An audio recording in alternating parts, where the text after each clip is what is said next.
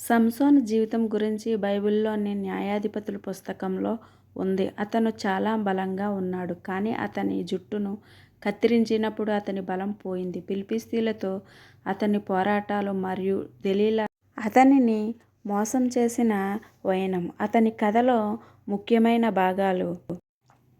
సంసోను జీవితంలోని ముఖ్యమైన సంఘటనలు. సంసోను జననం. సంసోను ఇశ్రాయేలుల న్యాయాధిపతిగా నియమింపబడ్డాడు.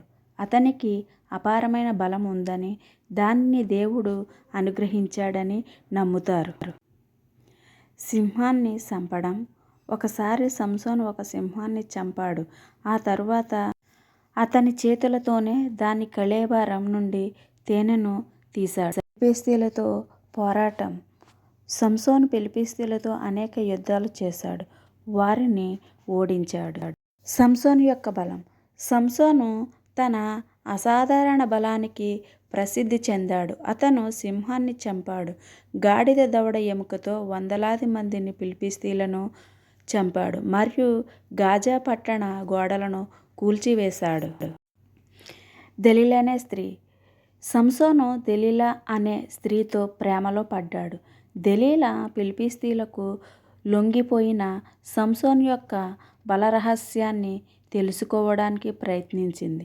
అనేక ప్రయత్నాల తరువాత సంసోను రహస్యాన్ని ఆమెకు చెప్పాడు.